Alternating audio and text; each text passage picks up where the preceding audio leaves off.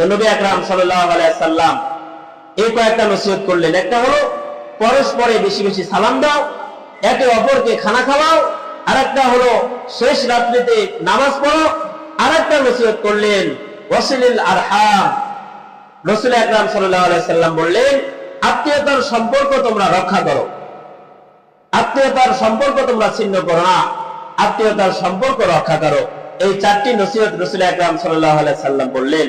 এখন বলতে পারেন, হুজুর এই চারটি আমল যদি কেউ করে তাহলে তার ফায়দা কি হবে? আপনি একটু হাদিস দিয়ে বলে দেন। দেখেন, হাদিসের মধ্যে আছে এই চারটি কাজ যদি কেউ করতে পারে, বেশি বেশি একে অপরকে সালাম দিবে, একে অপরকে মেহমানদারি করাইবে, শেষ রাত্রিতে নামাজ পড়বে অর্থাৎ তাহাজ্জুদের নামাজ পড়বে এবং আত্মীয়তার বন্ধন রক্ষা করবে, এই চারটি আমল যদি কোনো ব্যক্তি করতে পারে, রাসূল আকরাম সাল্লাল্লাহু আলাইহি সাল্লাম বলেন, তাদখুলুনাল জান্নাতা বিসালাম। এই চারটি কাজ যদি তুমি করতে পারো, কোন ব্যক্তি যদি করতে পারে, আমি রাসূল সাক্ষী দিয়ে গেলাম, ওই ব্যক্তি শান্তির সাথে নিরাপদে আল্লাহর জান্নাতে পৌঁছে যাবে। এজন্য শান্তির সাথে নিরাপদে আল্লাহর জান্নাতে আমরা পৌঁছতে চাই কি চাই না? চাই। তাহলে এটা নিজের ফায়দা ভেবে, নিজের লাভ ভেবে এই চারটি কাজ ইনশাআল্লাহ আমরা করতে ইনশাআল্লাহ রাজি আছি তো ইনশাআল্লাহ। দেখেন, আজকে যদি আমি আপনি মারা যাই, তাহলে আমাদের যারা আপনজন আছে তারা হয়তো কিছুদিন কান্দিবে, আপনাকে আমাকে যারা মাটি দিয়ে আসবে তারাও আহার করবে, দু একদিন পরে তারাও আমাদেরকে ভুলে যাবে। কিন্তু আমাদের কষ্টে করা আমল, এই যে আমরা কষ্টেতে আমল করতেছি, এই আমল কিন্তু কখনো বিফলে যাইবে না। এই আমলটা আল্লাহ তাআলা আমাদের সাথে এমন ভাবে অ্যাডজাস্ট করে দিবেন, এটা জান্নাতে যাওয়া পর্যন্ত আমাদের সাথেই থাকবে ইনশাআল্লাহ। এজন্য দুনিয়ার মায়া মহব্বত বেড়ে লাভ নাই, নিজেকে একটু সংশোধন করি, নিজের আমলটা বাড়াই, তাহলে আল্লাহর কাছে আমার দামটা বেড়ে যায়। সম্মানিত উপস্থিতি, দেখেন, এই যে নবী আকরাম সাল্লাল্লাহু আলাইহি সাল্লাম এই চারটি নসিহত করলেন, এই চারটি নসিহত শুনতেছেন। উপস্থিত মজমার মধ্যে একজন ইহুদিদের একজন বড় আলেম আব্দুল্লাহ বিন সালাম, বুখারী শরীফের হাদিসে এসেছে, এই আব্দুল্লাহ বিন সালাম উনি ওই উপস্থিত মজমার মধ্যে উপস্থিত ছিলেন। উনি কিন্তু সাধারণ কোনো ব্যক্তিত্ব নয়, ইহুদিদের একজন বড় আলেম, পাদ্রী। উনি এই নসিহতগুলো শোনার পরে নবী আকরাম সাল্লাল্লাহু আলাইহি সাল্লামকে প্রশ্ন করলেন, মুহাম্মদ, আমি আপনাকে বেশি না 3টি প্রশ্ন করব, এই 3টি প্রশ্নের যদি উত্তর দিতে পারেন তাহলে আমি বুঝবো যে আপনি সত্যি নবী। কারণ এই 3টি প্রশ্নের উত্তর নবী ছাড়া কোন সাধারণ মানুষ এর উত্তর দিতে পারে না। আপনি যদি সত্যিকার অর্থে নবী হন তাহলে আমার এই 3টি প্রশ্নের উত্তর দেন। আব্দুল্লাহ বিন সালাম নবীকে বললেন, নবী গো শুনেন, 1 নাম্বার প্রশ্ন হলো, আল্লাহ রাব্বুল আলামিন মানুষদেরকে কিয়ামতের ময়দানে বিচার করার পরে একদল মানুষকে আল্লাহ তাআলা জান্নাত দান করবেন, আর একদল মানুষকে জাহান্নাম দান করবেন। একদল মানুষকে যে জান্নাত দান করবেন, ওই জান্নাতের মধ্যে সর্বপ্রথম খানা, কোন খানাটা, কোন খাবারটা সর্বপ্রথম জান্নাতীরা ভক্ষণ করবে, এই খাবারটা কি হবে? এই খাবারের নামটা আপনি বলে দেন। 1 নাম্বার প্রশ্ন। 2 নাম্বার প্রশ্ন হলো, আমরা সকলেই জানি কিয়ামত সংঘটিত হবে, তবে এই কিয়ামতের আগ মুহূর্তে একটা কিয়ামতের ভয়াবহ একটা নিদর্শন প্রকাশ পাবে, যে নিদর্শন প্রকাশ হওয়ার পরে অল্প কয়েকদিনের মধ্যে কিয়ামতটা সংঘটিত হবে। আমি এখন জানতে চাই, কিয়ামতের যে সর্বপ্রথম নিদর্শন, যে নিদর্শনের পরে কিয়ামতটা সংঘটিত হবে, সেই নিদর্শনটা কি হবে আপনি জানায় দেন। 2 নাম্বার প্রশ্ন। 3 নাম্বার প্রশ্ন হলো, মানুষ দুনিয়ার মধ্যে বসবাস করে, দুনিয়াতে আসার জন্য একটা সিস্টেম আছে, পিতা মাতার মাধ্যমে দুনিয়াতে আসে, কথা বলেন ঠিক কিনা? যদিও আল্লাহ তাআলার কিছু নিদর্শন আছে, উনি চাইলে পিতা ছাড়াও সন্তান জন্মগ্রহণ করাইতে পারেন, মা ছাড়াও সন্তান জন্মগ্রহণ করাইতে পারেন, কথা বলেন ঠিক কিনা? বলেন তো, পিতা মাতা ছাড়া সন্তান জন্ম দেওয়া এটা আল্লাহর সাধ্যের মধ্যে আছে না নাই? আছে।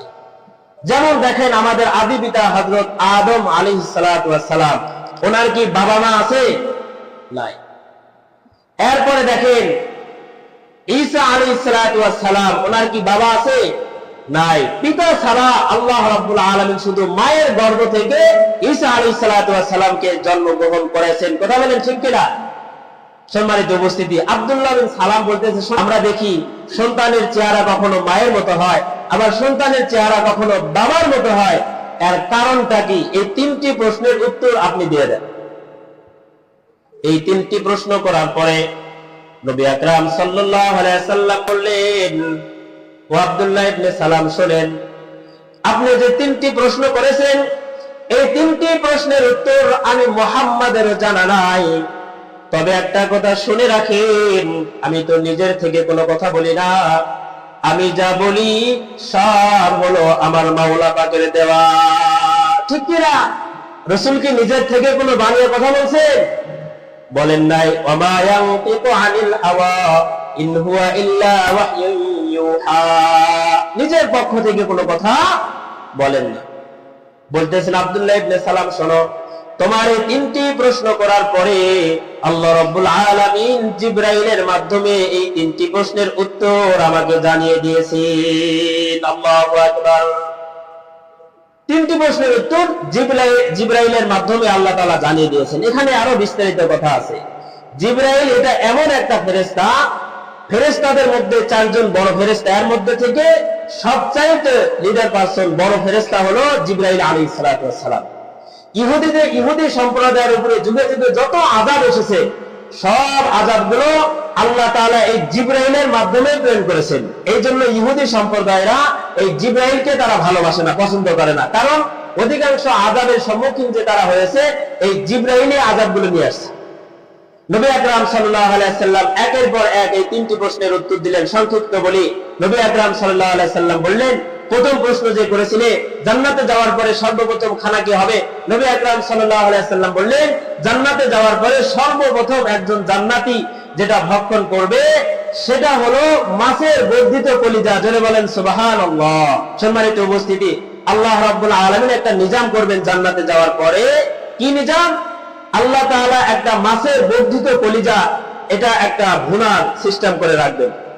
এবং দুনিয়াতে যত খাবার জিনিসপত্র আছে, আমরা যত জিনিস আমরা খাইতে পারি, আমরা বাংলাদেশি খাই আর প্রবাস দেশে যারা আছে, ভিন্ন দেশে যারা খায়, যত জিনিস খাওয়ার মধ্যে আছে, খাবার সাধ্যে আছে, সবগুলো আল্লাহ তাআলার কুদরতি হাতে জমা করে থাপড়াইয়া এগুলোকে একটা রুটি বানাই।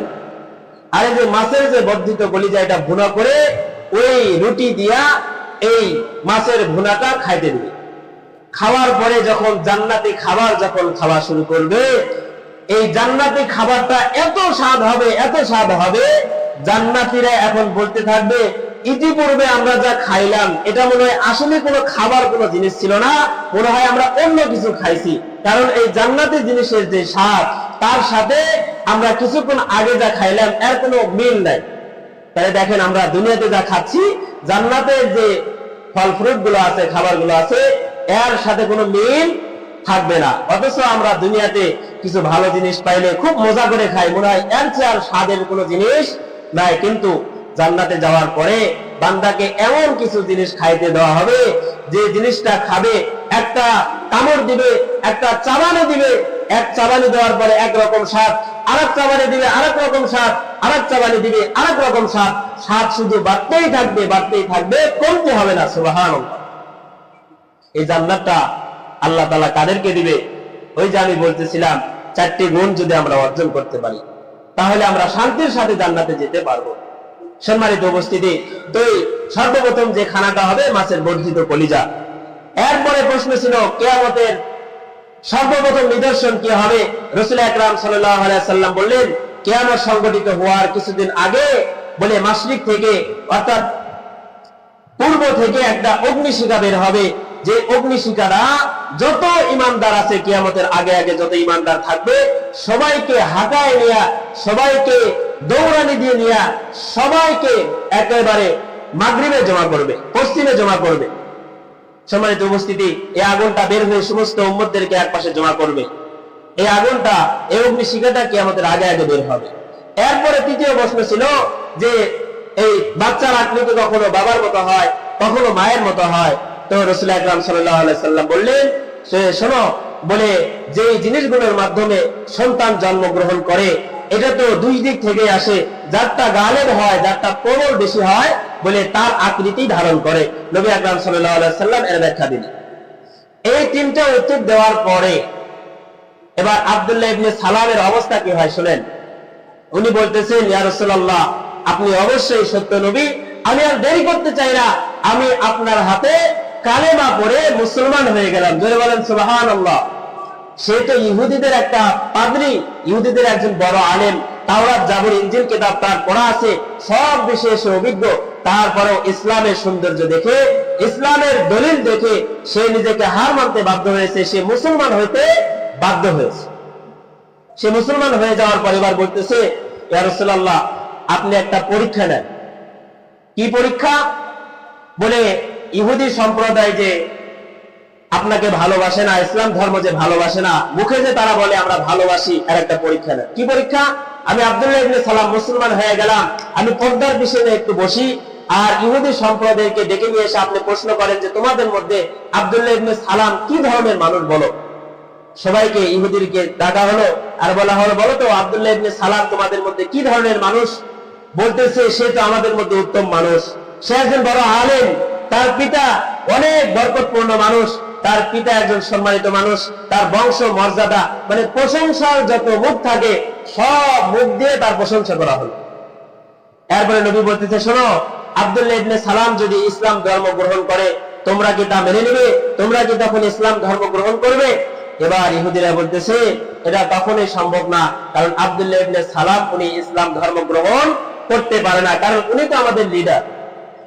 এবার আব্দুল্লাহ ইবনে সালাম পর্দার আড়াল থেকে বের হয়ে এসে বলতেছে, তোমরা সকলে শুনে রাখো, আমি আব্দুল্লাহ ইবনে সালাম মুহাম্মাদের হাতে হাত মিলাইয়া কালেমা পড়ে আমি মুসলমান হয়ে গেছি।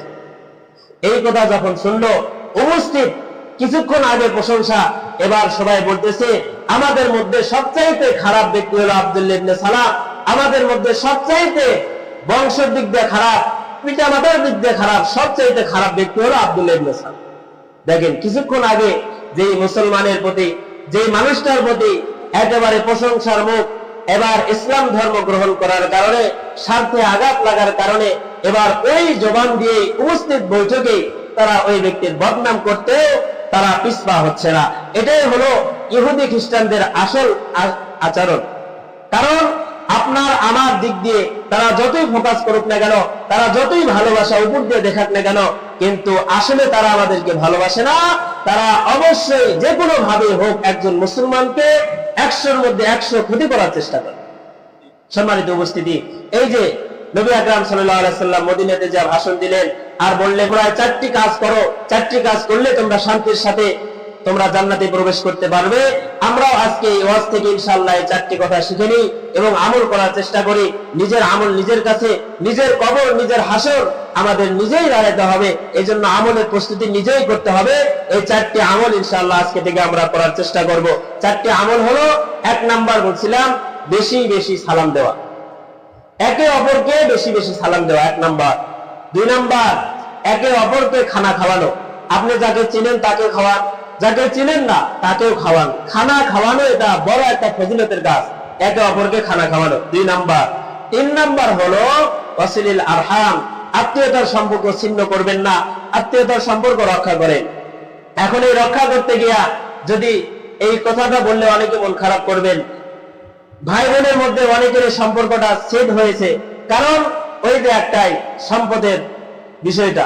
এই জন্য যদি সম্পত্তি দিয়ে হলেও আপনারা এই ওয়াসিলিল আরহাম, আত্মীয়তার সম্পর্কটা যদি অটুট রাখা যায়, যদি এটা ছিন্ন না হয়, তবুও এই বিষয়টা মীমাংসা করে আপনি আপনার আত্মীয়ের সাথে সম্পর্ক বজায় রাখেন, তাহলে কি হবে? শান্তির সাথে জান্নাতে যেতে পারবেন। কিয়ামত আপনার জান্নাত, এটা চিরস্থায়ী। 3 নাম্বার। 4 নাম্বার হলো শেষ রাত্রিতে জেগে জেগে তাহাজ্জুদের নামাজ আদায় করা। এই 4টি আমল যদি আমরা আজকে থেকে আমরা করতে পারি, আমাদের জীবনে বাস্তবায়ন করতে পারি, তাহলে ওই যে জান্নাতের সুস্বাদু খাবারের কথা বললাম, নাজ নিয়ামতের কথা বললাম, ওই জান্নাতে আমরা শান্তির সাথে প্রবেশ করতে পারবো। ওই জান্নাতে আমরা সকলে শান্তির সাথে প্রবেশ করতে চাই তো ইনশাআল্লাহ? আল্লাহ তাআলা আমাদেরকে তৌফিক দান করে। সকলে বলে আল্লাহুম্মা আমিন। ওয়া আখিরু দাওয়ানা আলহামদুলিল্লাহি রাব্বিল আলামিন। আসসালামু আলাইকুম ওয়া রাহমাতুল্লাহ। এখন ইনশাআল্লাহ খুতবা হবে, আমরা সকলে নামাজে সুরতে বসি।